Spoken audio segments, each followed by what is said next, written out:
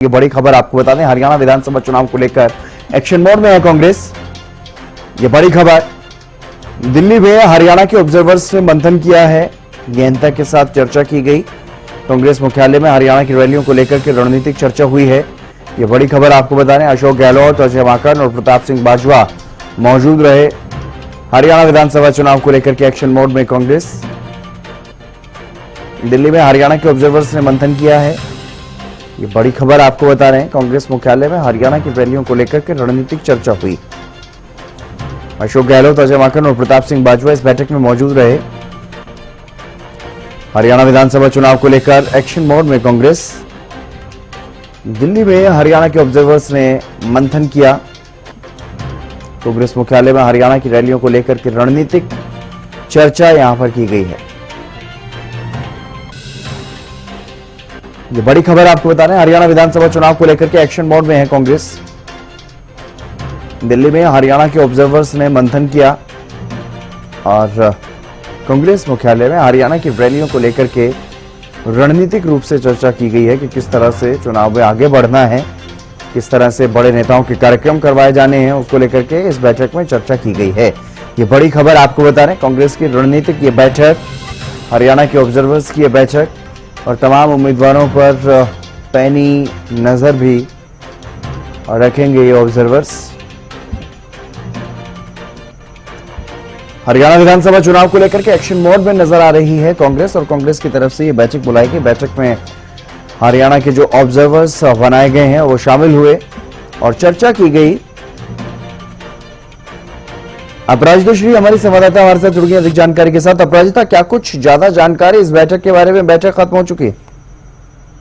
बिल्कुल, देखिए बैठक खत्म हो चुकी है। काफी लंबे समय तक ये बैठक चली है और इस बैठक में अगर बात की जाए तो ऑब्जर्वर जिन्हें नवनियुक्त किया गया ऑब्जर्वर सरकार प्रभाव से अपने कामकाज संभालने के लिए कहा गया, अजय माकन, इसके अलावा अशोक गहलोत इस बैठक में मौजूद रहे। इसके अलावा जो बनाए गए हैं बाजवा जी भी इस बैठक में मौजूद रहे, यानी प्रताप सिंह बाजवा भी इस बैठक में मौजूद रहे।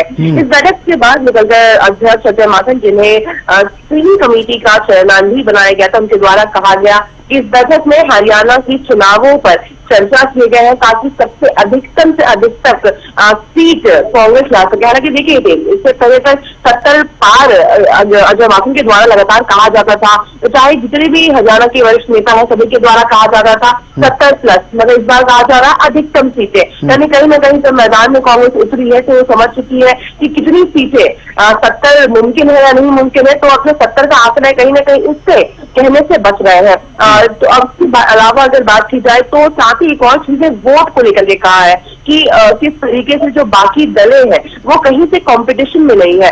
कंपटीशन केवल भारतीय जनता पार्टी और कांग्रेस के बीच में है। लोकसभा चुनाव में का भी उन्होंने जिक्र कि किस तरीके से लोकसभा चुनाव में भी हम कि केवल 2 पार्टी कंपटीशन में है, हरियाणा जो भारतीय पार्टी और कांग्रेस है। और कोई भी जनता से उन्होंने साथ ही अनुरोध भी किया है कि अगर वो भारतीय जनता पार्टी से नाराज है, उन्हें वोट नहीं देना चाहते हैं, तो केवल और केवल कांग्रेस को वोट दिया जाए। किसी भी और दल को अगर वोट दिया जाता है, इसका अर्थ है कि वो इनडायरेक्टली भारतीय जनता पार्टी को ही फायदा पहुंचा रहे हैं। इस तरह का जिक्र वो कहते हुए नजर आए हैं और साथ ही बिल्कुल तैयारियों को लेकर के कहा गया उनके द्वारा कि तैयारियों को लेकर के हमने डिस्कशन किए हैं और साथ ही जिस तरीके से अधिकतम सीटें कांग्रेस को मिल सके प्रदेश में, इन चीजों को लेकर के यहाँ पर डिस्कशन किए गए हैं। जी बिल्कुल, यानी कि काफी महत्वपूर्ण ये बैठक रही है और इस बैठक में चर्चा की गई है। लेकिन हरियाणा के नेता भी बताया जा रहा है, नेता विपक्ष और प्रदेश प्रभारी दीपक बाबरिया भी इस बैठक में मौजूद रहे। तो क्या बड़े नेताओं के कार्यक्रमों को लेकर के जो जानकारी सामने आ रही थी कि बड़े नेताओं के जो हरियाणा में कार्यक्रम रहेंगे उसको लेकर के भी चर्चा की जाएगी? क्या ऐसी कोई चर्चा इस बैठक में हुई है? कोई कार्यक्रम प्रस्तावित हुए हैं? बिल्कुल, देखिए नेता प्रतिपक्ष भूपेंद्र सिंह हुड्डा, इसके अलावा प्रभारी दीपक बाबरिया भी इस बैठक में मौजूद रहे। हालांकि देखिए कार्यक्रम के अजय माकन के द्वारा कुछ भी स्पष्ट रूप से नहीं कहा गया, मगर उम्मीद की जा रही है कि इस बैठक में किस तरीके से कैंपेनिंग करते हुए जो स्टार कैंपेनर्स बनाए गए हैं, वरिष्ठ नेता है, वो किस तरीके से कैंपेनिंग करते हुए चुनाव के लिए नजर आएंगे हरियाणा में, इन्हें लेकर भी संभवतः चर्चा ही की गई होगी। मगर अजय माकन इन चीजों को लेकर के स्पष्ट रूप से कुछ कहते हुए नजर नहीं आए हैं। हालांकि देखिए जिस तरीके से उनके द्वारा कहा गया है कि चुनावों को लेकर के चर्चाएं की गई है, तो संभवतः कैंपेनिंग करने को भी इस बैठक में डिस्कशन बिल्कुल किए गए होंगे। बिल्कुल, जिस तरह से वो कह रहे हैं साफ तौर पर कि सभी जनता से ये बातें कहेंगे कि अगर वो किसी दूसरे दलों को सपोर्ट करते हैं, वोट देते हैं, तो यानी कि वो बीजेपी को समर्थन करते हैं। यानी कि साफ तौर पर चर्चा तो की गई है कि किस तरह से स्टार प्रचारक बीच में जाएंगे जनता के और कैसे जनता को ये समझाने की कोशिश उनकी तरफ से की जाएगी। लेकिन बड़े नेताओं के कब से कार्यक्रम शुरू हो रहे हैं हरियाणा में कांग्रेस के, इस बारे में कोई जानकारी अपराजिता? देखिए, उसके लिए हमें थोड़ा इंतजार करना होगा। बिल्कुल उनके द्वारा जिक्र तो किया गया है, एक हम कह सकते हैं एक पार्टी लाइन दी गई है, जो भी उम्मीदवार है, जो भी उनके लिए कैंपेनिंग करेंगे, क्या कुछ मुद्दे जनता के बीच में लेकर जाने हैं, क्या जिक्र करना है, कौन सी कांग्रेस की नीतियां हैं, कौन सी कांग्रेस की बातें हैं जो जनता तक पहुंचानी है, इन चीजों को लेकर के तो बिल्कुल जिक्र भी अजय माकन के द्वारा किया गया है कि किस तरीके से जनता को क्या कुछ कहना है। हालांकि स्टार कैंपेन को लेकर के अभी स्केड्यूल संभवतः उसके लिए थोड़ा इंतजार और करना होगा। हालांकि समय बहुत कम है, कांग्रेस की अगर हम बात करते हैं तो काफी कम समय बचा हुआ है, मगर अभी भी इंतजार बरकरार किया गया है। तो देखिए, जिस तरीके से हालांकि अगर सूची की बात करते हैं हितेन, तो वहां भी काफी इंतजार किया गया था। तो संभवतः स्टार कैंपेनिंग तो कह सकते हैं कि लास्ट मोमेंट पे कहीं ना कहीं कांग्रेस अपने ग्रुप का इक्का खोलना चाहती है। तो अभी थोड़ा इंतजार करना होगा, जल्द से जल्द इन चीजों को लेकर भी अपडेट सामने आता हुआ नजर आएगा। बिल्कुल, लेकिन इस मामले में कहीं ना कहीं पिछड़ती हुई नजर आ रही है कांग्रेस अपराजिता, क्योंकि प्रधानमंत्री मोदी का कार्यक्रम बीजेपी की जो स्टार प्रचारकों की सूची है उसके आने से पहले ही तय हो चुका था और पीएम मोदी का कार्यक्रम हो भी चुका है प्रदेश में, लेकिन अभी तक कांग्रेस के किसी भी केंद्रीय नेता का कोई कार्यक्रम होता हुआ नजर नहीं आ रहा है।